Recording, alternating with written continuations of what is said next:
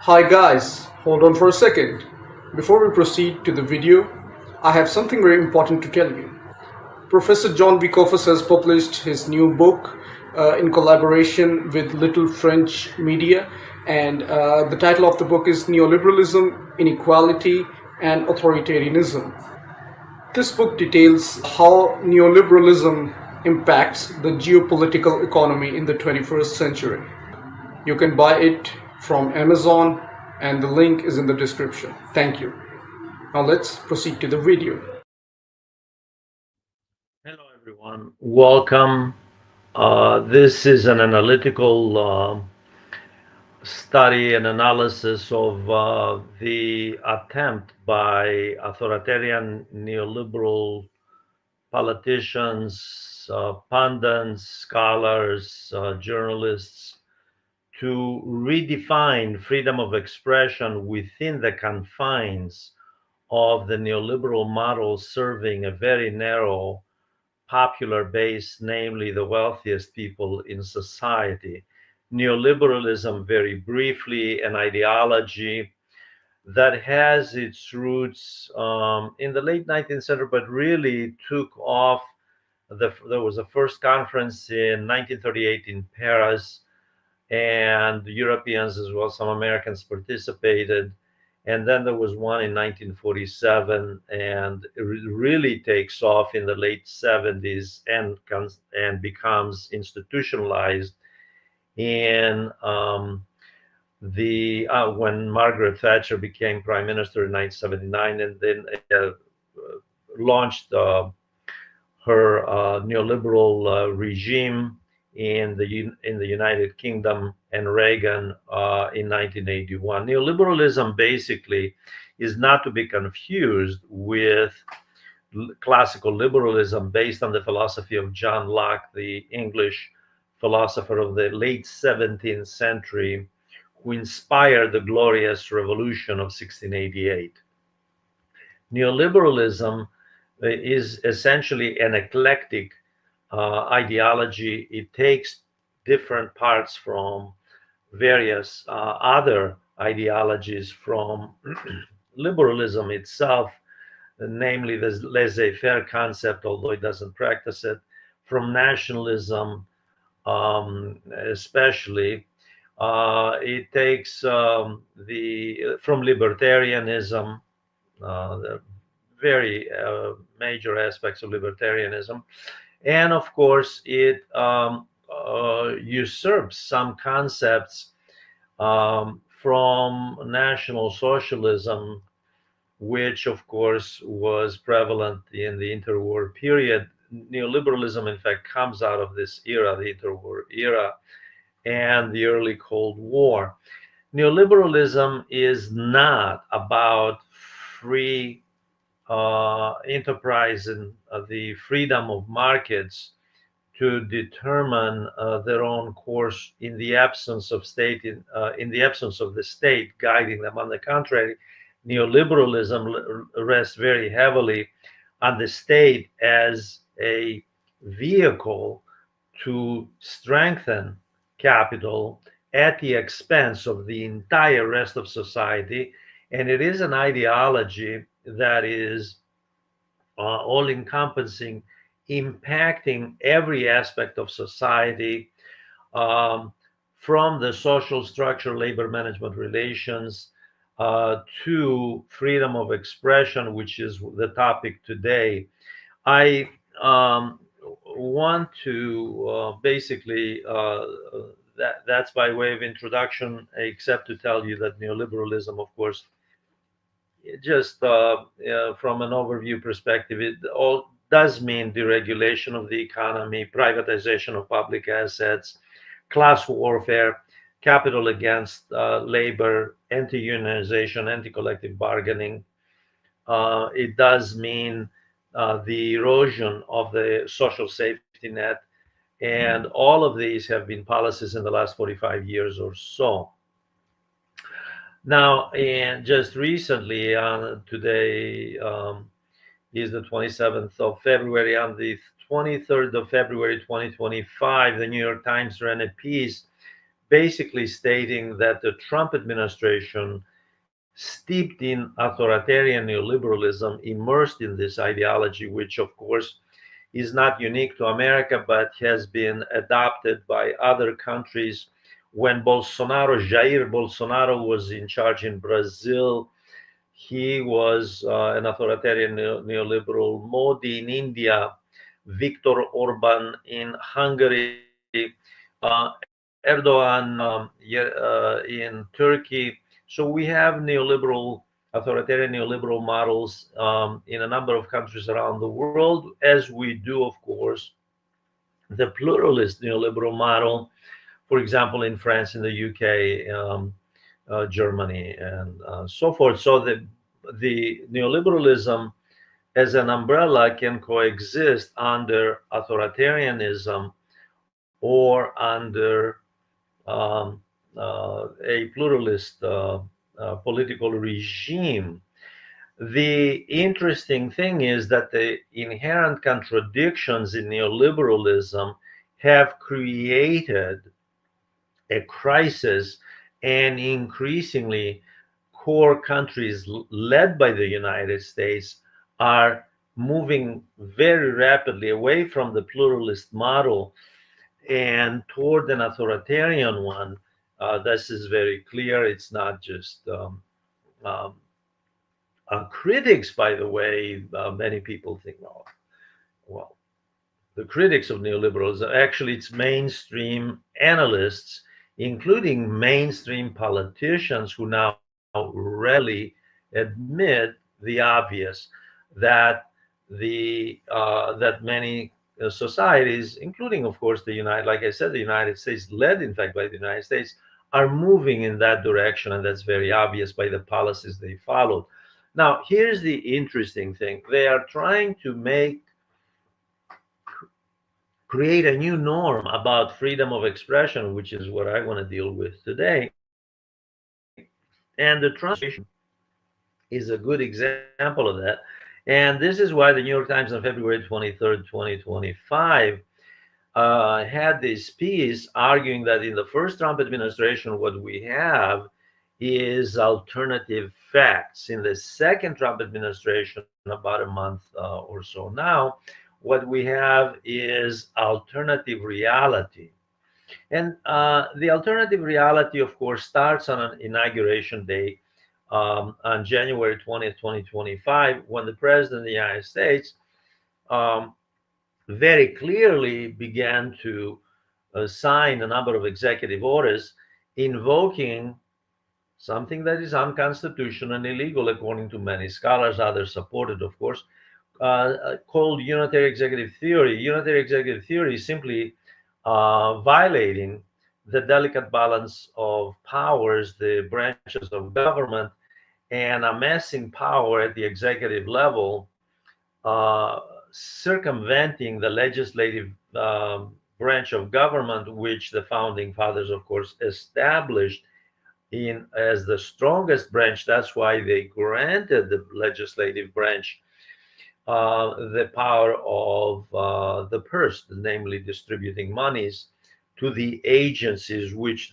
this administration, the Trump administration, is trying to weaken, privatize, hand over to Silicon Valley with massive contracts using the pretext of mechanizing, preparing them for the high-tech era of artificial intelligence, and saving the taxpayers money, although this will cost enormous amounts of money to the taxpayers of the United States. One of the biggest myths in all of this, namely the Musk Trump attempt to weaken the federal agencies of 5.1 million people, both civilian and military, of course, is that this is in the name of efficiency and saving you money, when in fact this will cost hundreds of billions to the taxpayer, and it will add to the federal debt already at 126% of GDP. So this is a distraction. The efficiency argument is merely a distraction. Um, and of course, anyone criticizing this is trampling on the freedom of expression for the authoritarian neoliberals here, who are trying to, in fact, go the route of privatization, which is at the core of neoliberalism, for or handing out contracts or to Silicon Valley. In other words, handing them enormous amount of power over federal agencies, taking that power out of the central government and making this the norm and arguing that there is waste when in fact the real waste once, and there have been many articles, including in the mainstream press, by the way, regarding this issue. The real waste is exactly what the neoliberals are doing here, the authoritarian neoliberals, and in the process trying to to inculcate into the mind of the masses that they are the saviors of federal government waste when they're creating a massive amount of waste, and it is simply a transfer from a social welfare model to a corporate welfare model, exactly what neoliberalism is. Now, I want to, as a historian and a philosophy person with a philosophy background, I should tell you that the great 18th century thinker who influenced the American Revolution, Jean-Jacques Rousseau, in his work to Contract Social, the social contract, starts out that man is born free, but everywhere he's in chains. And this work influenced many Western scholars, including Thomas Jefferson, one of the founding fathers. Now, what did Rousseau mean here? Um, and this has to do with the freedom of expression that the authoritarian neoliberals are trying to redefine, to mold it into the authoritarian mold and convince the public that, as the New York Times pointed out, that this alternative reality is the new norm and they must accept it, and defying it and being dissidents means that they are denying freedom of expression to the far right wing. This is how dystopian, Kafkaesque, to invoke the name of the great Franz Kafka. This is how Kafkaesque this scenario is today. The What did Rousseau mean by man is born free and everywhere he's in chains? The implication is that nature permits human beings to be born free, and there is a presumption, of course, in the 18th century they wholeheartedly believed this, that human beings are endowed with free will. Well, and free will is sacred, and therein rests the freedom of expression. However, the institutional confines, according to Jean-Jacques Rousseau, uh, uh, enslave the individual, place the individual in a subordinate position. And there is something else here. There is a nuance which is very important, and that is that the social contract defines the freedom of expression of the individual. So the higher up you go in the social ladder, the more freedom of expression one has, the more freedom, and the greater the freedom to exercise free will. The as we come down the socioeconomic ladder in society, in any society, by the way, although we're dealing with the United States today, in any society, the as we come down the socioeconomic ladder, the less freedom.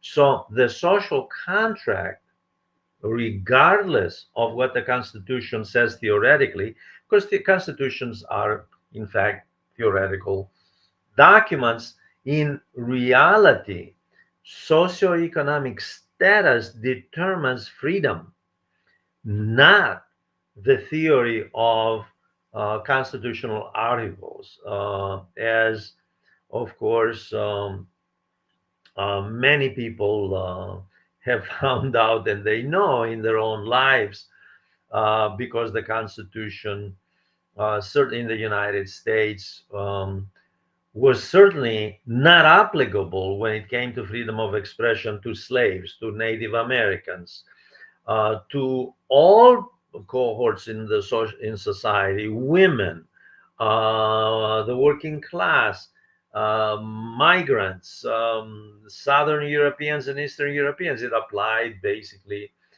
to white male Anglo-Saxon, all the way down to actually to the Kennedy administration and the Civil Rights Act of the of 1964. So what we have here is, in fact, a socioeconomically determined scenario of how freedom of expression unfolds. Now, populist neoliberals, um, uh, authoritarians in our time, and of course, this starts with the Trump administration in 2016, after he was elected, took power and took office in 2017, attempted to create a new norm. That the new norm was, in fact, the authoritarian neoliberal model. And now, as the New York Times correctly noted, they're attempting to manipulate reality itself. And to its credit, the New York Times notes that it's not that they're not only trying to do this inside the United States, but on a world scale, by the way, to impose this kind of norm on a global scale, which is in itself interesting because there are a number of authoritarian neoliberals throughout the world that are going along with it. And there is a reason for this, by the way. And the reason for this on a world scale is the same as it is on why it's taking place in the United States, because the financial elites, the industrial elites, the people with money, the capitalist class, which has its tentacles in the institutional structure of society, is in the position to impose all of this through the political class to society and make it a new norm, considering it owns the media, and both mainstream and social media, and through the media it projects this kind of a new norm. Now, what is the new norm? um, on January 20th, the president of the United States, sworn in, of course, immediately lashed out at the previous administration for trying to restrict freedom of expression. What did he mean? He meant, of course, and let me generalize on uh, on the principles that the authoritarian neoliberals, including, of course, Trump, what they believe, because this was repeated, unfortunately, by J.D. Vance at the Munich conference in February. This lashing out the um, at the liberal democratic regimes of Europe, and their view of freedom of expression versus the authoritarian neoliberal view. Both the president and the vice president believed, and they both said it in different forums, one in Washington, the other in Munich, Germany, that any attempt by a government, a liberal democratic government, bourgeois government, supports capital, supports the same neoliberal goals as the authoritarians, to um, criticize the authoritarian neoliberals, whether they take part in something like January 6th, 2021, when there was a storming of Congress. Illegal, by the way, that was illegal. The judges ruled on it.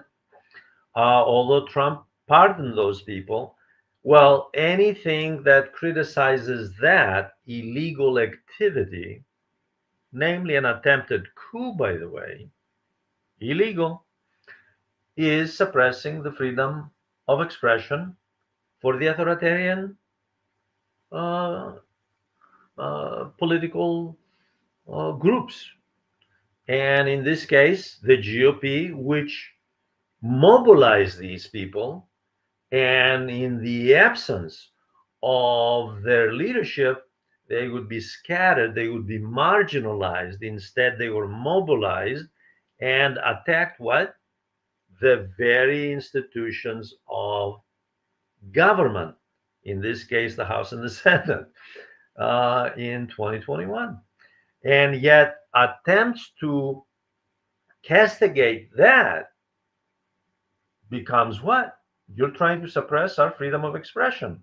So, in other words, it would be equivalent, okay, to the um, far right, namely the Nazi Party in the 1920s, arguing that the Weimar Republic was suppressing the freedom of expression to the Nazis who tried in 1923 to overthrow the government through a coup d'etat.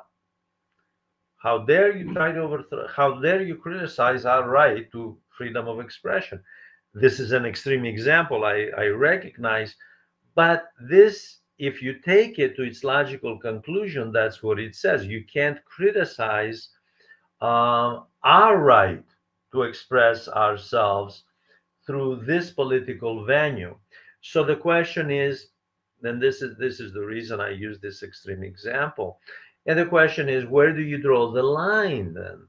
Because freedom of expression in every constitution on the planet has limitations. You can't use it as a veneer to commit any act freely, because the law on criminal and civil crimes takes place, right?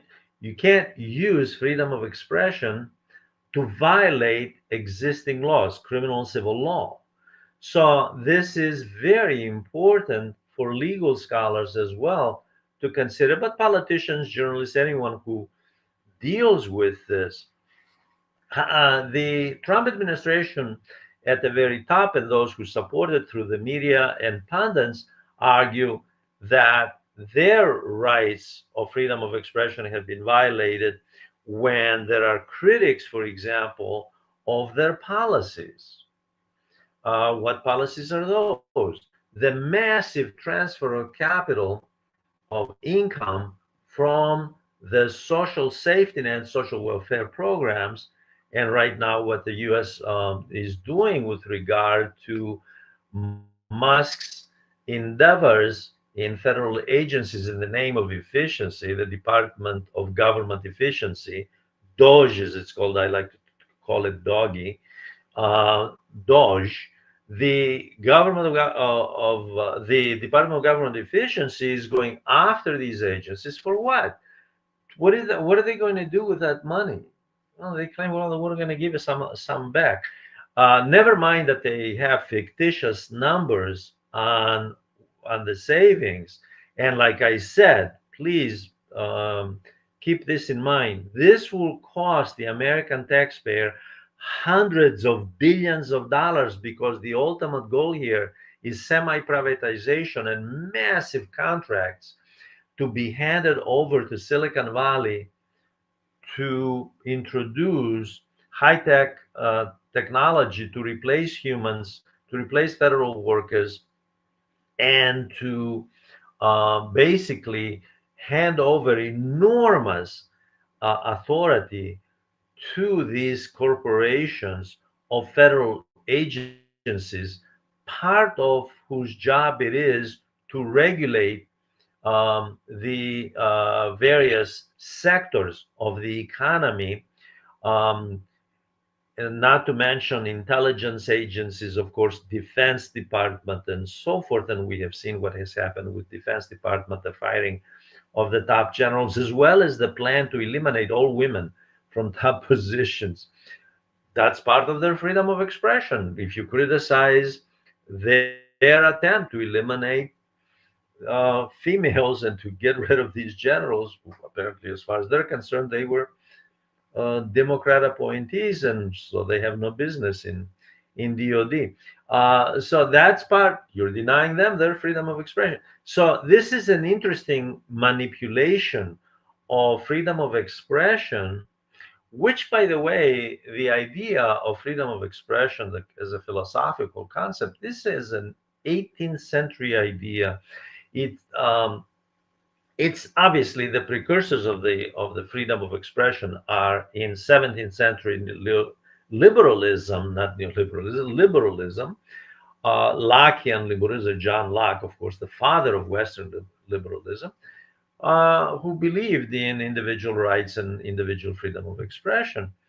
A bourgeois concept, by the way, because obviously, if you're a peasant working out in the farms, you could care less about freedom of expression. You're trying to survive. So this is a middle class um, um, demand. It became a demand of the middle class because in the 18th century, the age of absolutism in Europe, governments that had enormous power under absolute monarchs did not allow um, freedom of expression. Conformity was the rule of the day, and bourgeois critics, there's a capitalist class that criticized the age of the aristocracy and absolute monarchs was considered the enemy of the state. So we are back, right? This is reactionary thinking. We're back in the age of what John Locke, the father of liberalism, called tyranny. This is tyranny, by the way. And to try to use the liberal concept to fit the authoritarian neoliberal model is the ultimate in manipulation of public opinion. And in fact, it is sad to see when we look at a public opinion polls that a segment of the population is actually fallen for this. They believe that, in fact, this is the case.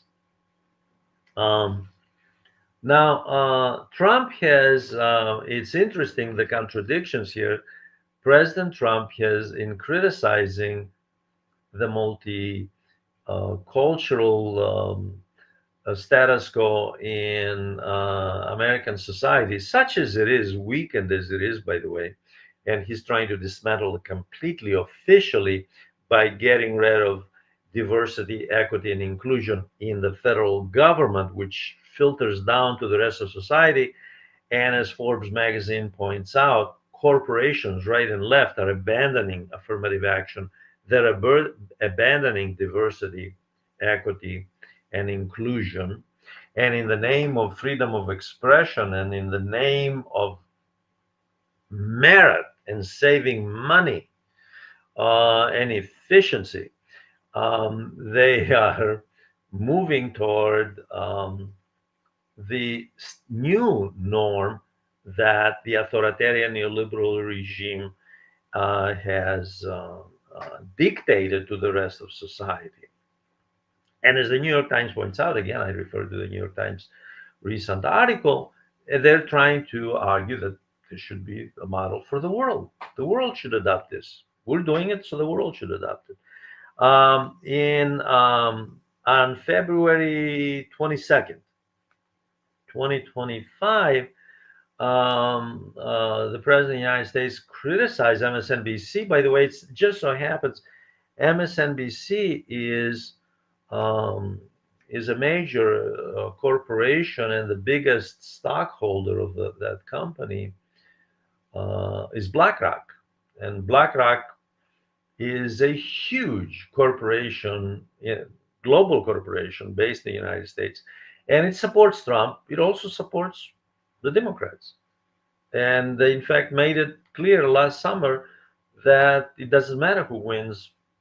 Basically, whoever wins, they'll both support Wall Street. So it doesn't. They're both neoliberals in their goals. They'll have different tactics. One is authoritarian, the other is more amenable to diversity and inclusion, at least symbolically, by the way.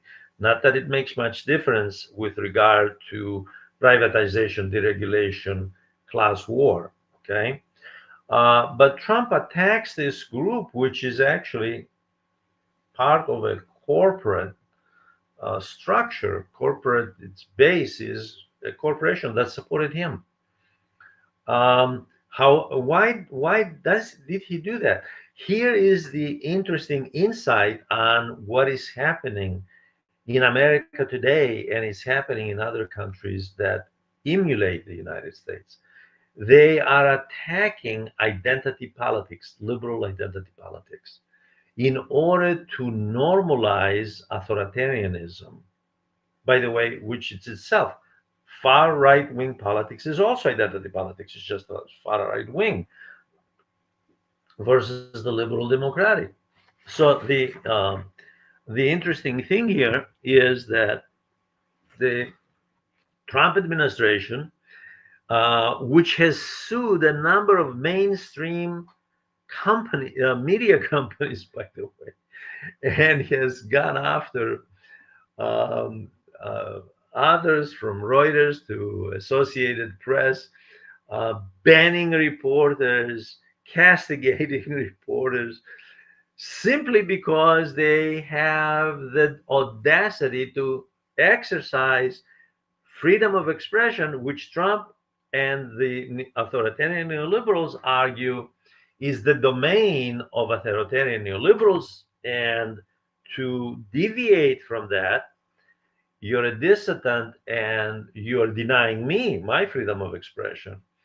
So this is where we are at. A very, like I said, it's like reading Franz Kafka.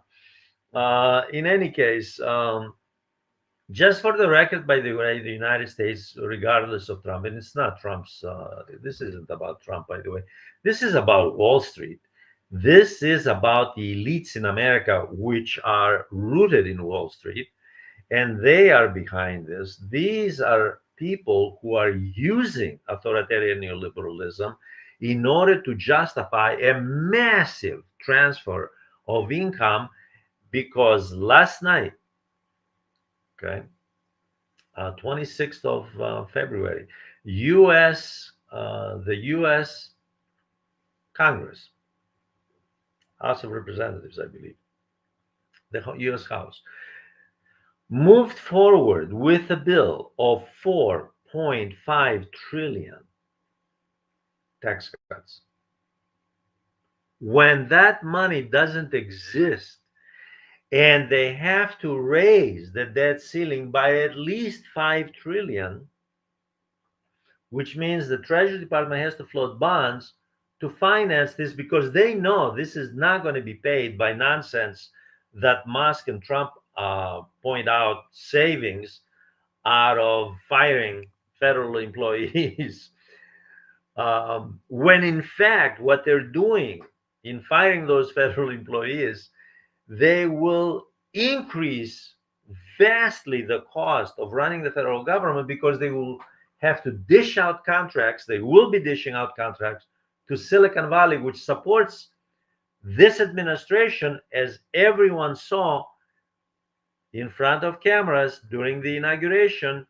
And a couple of days after that, who surrounded Trump behind him? Silicon Valley people. Why are they there? They're investing in this president. They're investing in this administration. And by the way, it's not, and again, I don't want to, because I'm a structuralist, I don't believe in cult of personality politics, although Trump is cultivating a cult of personality. The fact is that this is not about Trump. This is about a structure in American society which is in crisis. American society is in crisis. And all of this is about the richest 1%, as Bernie Sanders points out, the richest 1% retaining and privileges and amassing even greater wealth out of what?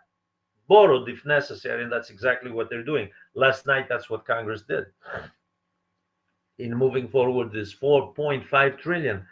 Instead of absorbing surplus capital from the private sector to stimulate the economy through government, instead of strengthening the state structure, strengthening the government, and using it as a stimulative instrument, given the fact that the private sector is not interested in anything except maximizing profit margins at the expense of their labor force. Look at the minimum wage. It's below poverty. And they're not coming forward, with the exception of very few companies like Costco, for example, which is progressive.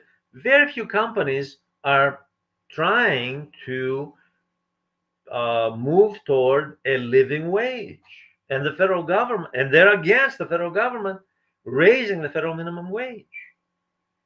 $7 and 25 cents or something like that. That's way below the minimum wage. How do you live on $7 an hour in California? Those of you who know about living, or Manhattan. How do you live in New York, Boston, Washington D.C.? Uh, you live in a park in a tent. You can't, and you use that $7 to buy food and some clothing used. So this is the trend. This is why there's 12% of the population below the poverty line. 38 million Americans out of 350 million. This is the problem. And then if you criticize that, you're denying them the freedom of expression. How dare you? You're a dissident. You're denying me my freedom of expression to be authoritarian neoliberal.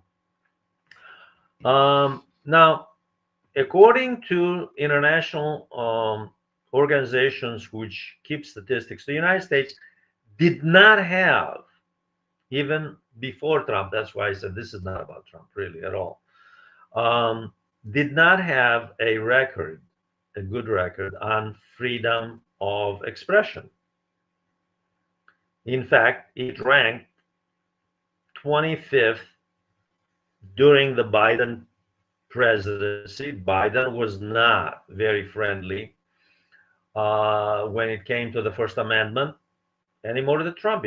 Trump is simply trying to manipulate it to fit the authoritarian neoliberal model in his political base and to distract from what he's doing is this massive transfer of wealth and vilifying migrants and minorities and women's and gays and all that, as though even if you take all of those people out of the equation, somehow by magic, the American economy and American society will be Shangri-La. Total mythology, in other words, nothing but mythology. But the amazing thing is that the continued propaganda on this issue of denying the authoritarian neoliberals the freedom of expression is working with a segment of the American people. And that is the tragedy. But according to international polling data, the US ranks 25th in free speech. This is a major this is a major country. By the way, the Scandinavian countries always come at the very top. 36th out of 41 OECD, the Organization of Economic Cooperation Development, members, 41 members, US ranks 46, very close to last, the bottom, on social justice, and 59th, by the way, in the world on human rights, and the U.S. ca- castigates China on human rights. Let's say it's the major rival of the U.S., China. It castigates China on human rights. Okay, China is violating human rights, no doubt about it. Norway has every legitimate right to criticize China because Norway has an outstanding record on human rights. U.S. ranks 59th. Denmark has has the right to do it because it's no one will accuse Denmark of hypocrisy. The U.S. ranks 59th in the world. This is not a good record. So when you look at international data, what you find is that the U.S. is not a model for freedom of expression, for social justice, for human rights. On the contrary, it ranks low. Now, since I mentioned public opinion polls, politicians, pundits, and of course the public itself mistrust public opinion polls. They argue that in the age of alternative facts and alternative reality, as the New York Times points out, who can trust them? However, let's come to what the American people think of all this.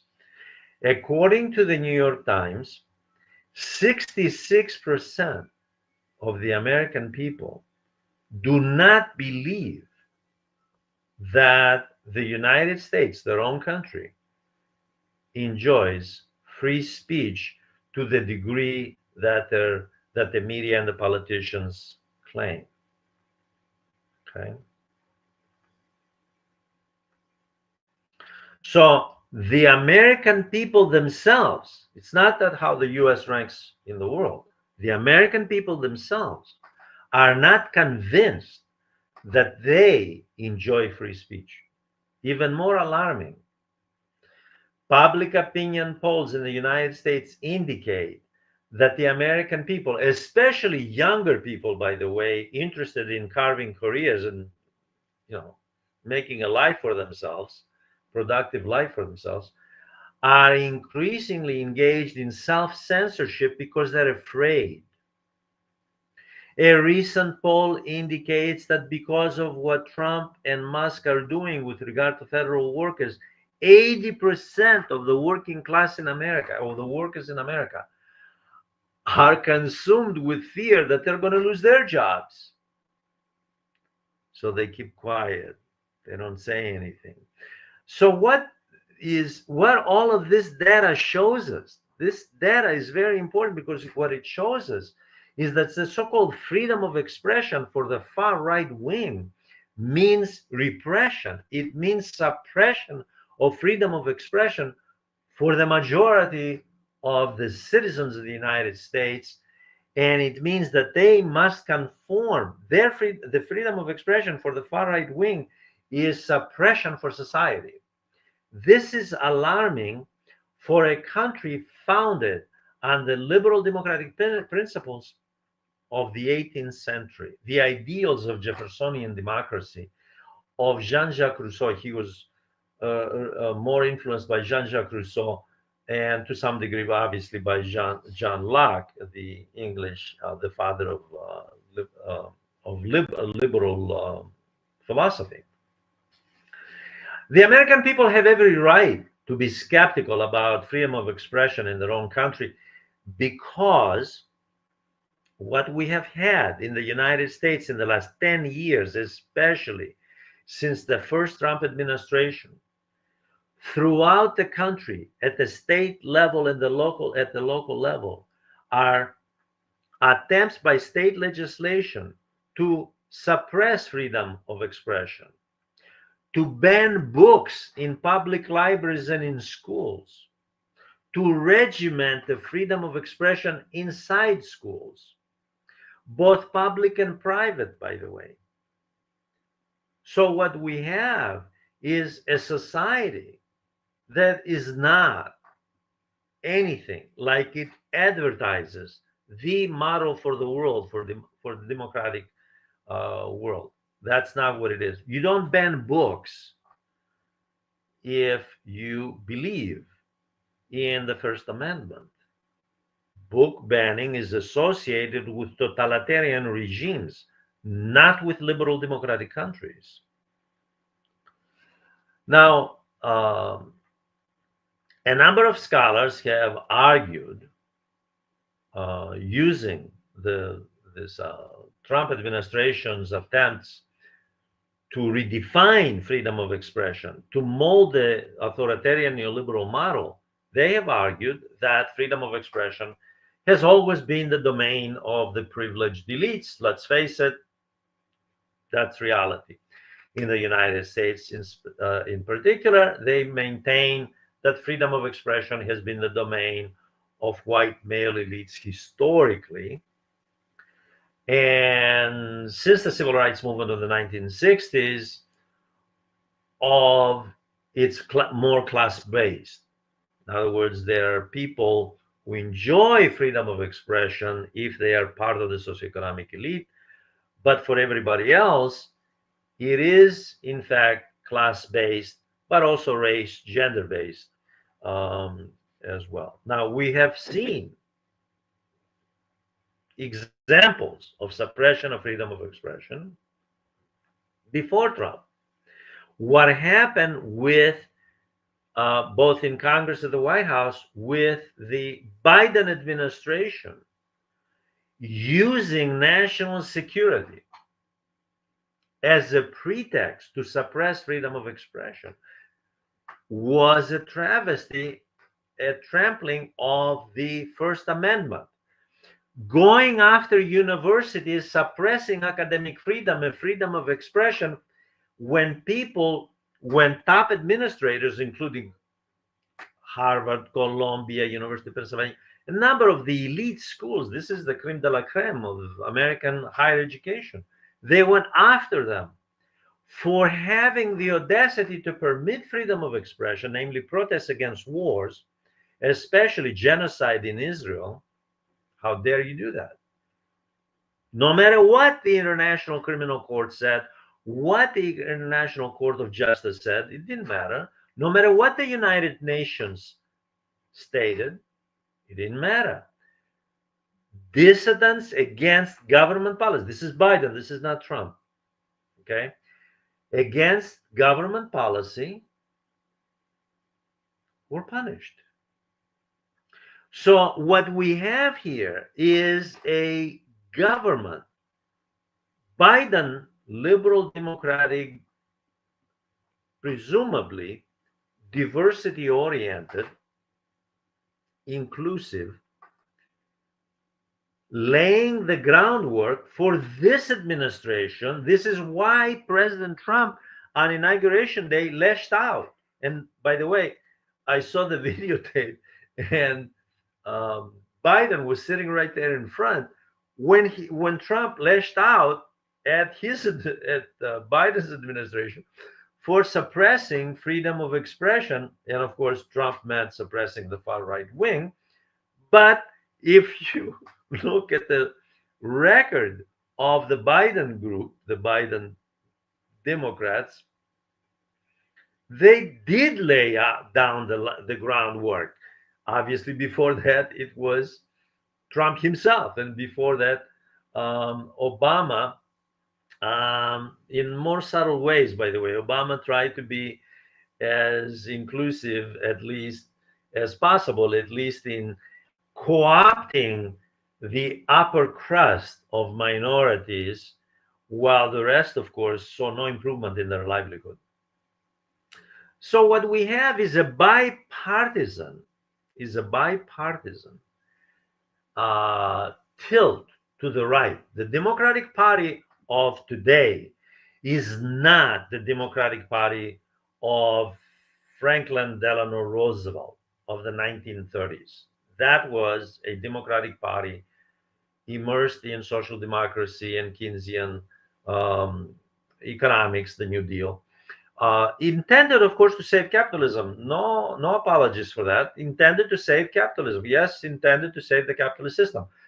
But inclusive, it made serious steps in policy, because the only thing that counts is not rhetoric, it's policy, how policy impacts the lives of human beings, their ability to express themselves according to the First Amendment of the US Constitution, and how their lives are impacted, their material lives are impacted by the policies the government is following. The rhetoric is irrelevant. This is not that kind of political party, the Democratic Party. In fact, there have been articles in the last month, in 1 month that Trump has been president, by a number of mainstream media outlets saying, where's the Democratic Party in all of this? Now, it's true, there are the individual Democrats, obviously, Bernie Sanders is constantly criticizing what Trump is doing. Individual Democrats that come out, this is dangerous, this is dangerous, this is chaotic. And like the New York, even the New York Times is now sounding the alarm. What's going on here? This is an alternative reality. What planet are we on? Yeah, they're the planet that companies like the New York Times and MSNBC that Trump attacked, and mainstream media, is not just New York Times and MSNBC, mainstream media, liberal and conservative, laid the groundwork for authoritarian neoliberalism, which, by the way, I agree with scholars who maintain that this political economy model is in crisis. And Trump is the manifestation of this crisis. And the people behind Trump, Wall Street billionaires who handed him, by the way, the material on which those executive orders were signed, namely deregulate the economy, got the federal agencies, hand out billions of dollars in contracts. Again, I remind the audience, I remind people uh, that what they are doing now will cost enormous amounts to the taxpayer. This will be very costly down the road, because the beneficiaries will be those who get the contracts, those corporations that get the contracts to provide the high tech equipment, including artificial intelligence, for federal agencies. And the bill will be handed over to the taxpayer. So they're creating, let me put it a different way, they're creating a federal government agency system structure, which is capital intensive.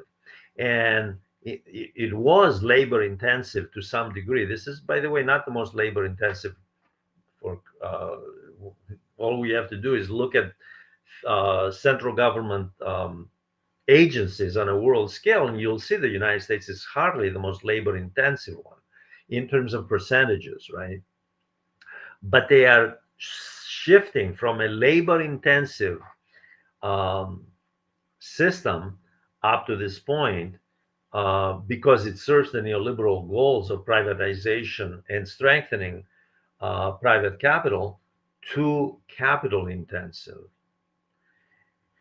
And this is very costly. So it is the opposite of what they're claiming. To criticize this is to deny them their freedom of expression.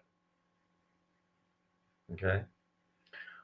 So this is where we're at with the new status quo.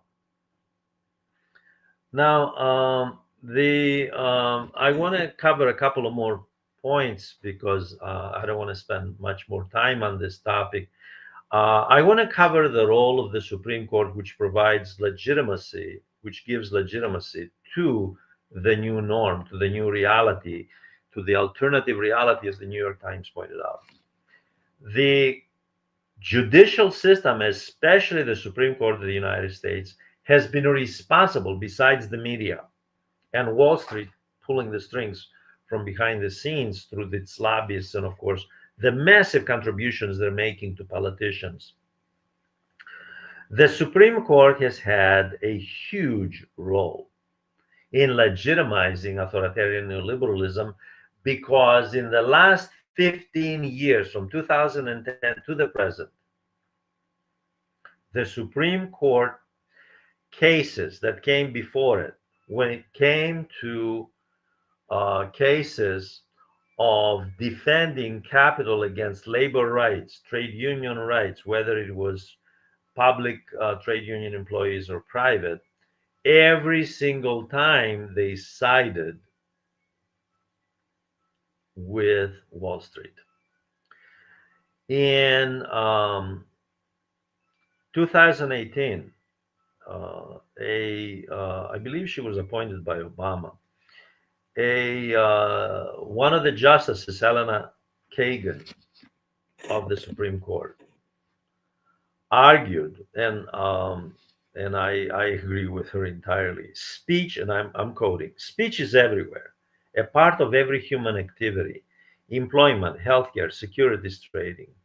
Almost all economic and regulatory policy affects um, speech. So freedom of speech is really ubiquitous.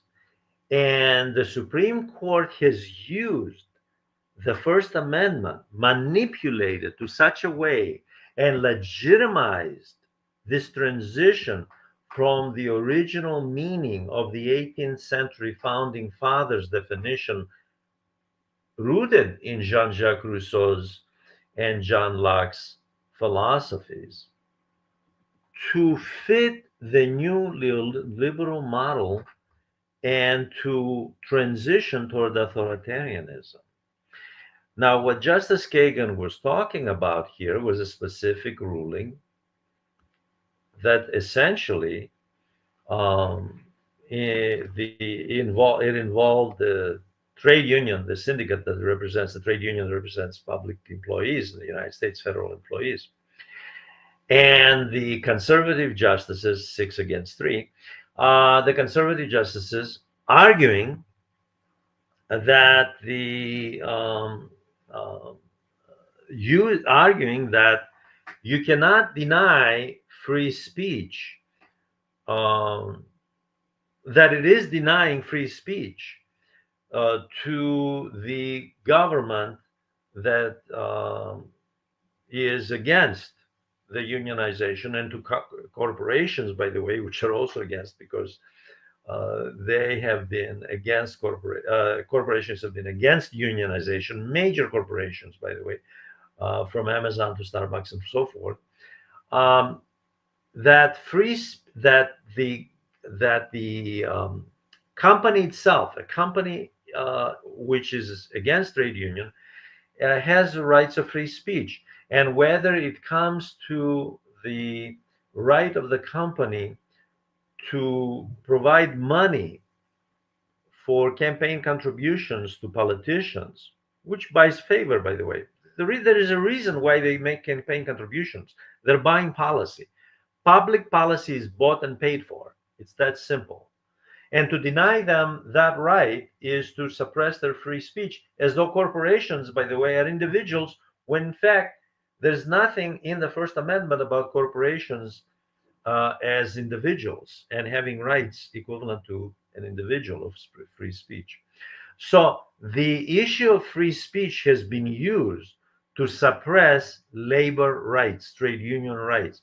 And this is at the core of class warfare, which has been ongoing since Reagan fired the air traffic controllers back in the 80s. He started the class warfare, actually started with Carter. He laid the preconditions in a much more mild way, but it really it becomes institutionalized in the 1980s. It becomes institutionalized in the 1980s. So what the Supreme Court has been doing is putting its stamp of legitimacy. Now, who is behind the Supreme Court? Who makes the appointments? Presidents. Who recommends? Think tanks financed by big capital.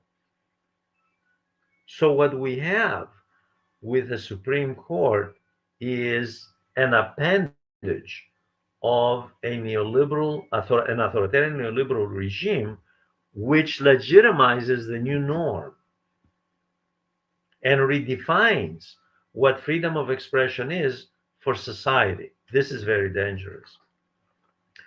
I am not optimistic, by the way, that American society is going to revert to the 1930s. There are more and more indications that society is moving toward the late 19th century, both in terms of domestic and foreign policy. That's called the era of imperialism, the era of nationalism, the Gilded Age, which of course Trump calls the Golden Age, and it is a golden age, just as it was in the late 19th century, the era of capital without regulation, capitalists not paying income taxes. Income tax, of course, was introduced by Woodrow Wilson in 1913. So what we have here is a reactionary movement. This is a revolution of the far right to go back to the late 19th century. Here we are in the 2020s, in the 21st century, and there is an attempt to go back um, in time, 140 years back, and to revisit a period when the US was industrializing and expanding. The difference is this, that today America is in decline. It is in decline systemically. It's not just the economy, it's the entire society that's in crisis. And the government moving to the far right is an indication of that. Just like fascist Italy was in crisis in the early 1920s, coming out of World War One, a wreck, basically. Italy was a wreck coming out of the war. And they brought in Victor Emmanuel II, the king of Italy, appointed Benito Mussolini. And just like Germany after the crash of 29 accepted an Austrian street artist named Adolf Hitler and the Nazi Party, and Germans actually voted for him, unlike Mussolini. He was actually voted in. Germans voted for him because Germany was in crisis. When a country is experiencing a crisis, it moves to the far right.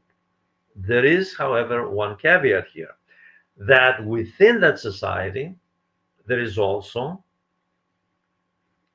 the pole opposite, that is the left, the progressives, the people who are against that. And in American society, we see the polarization.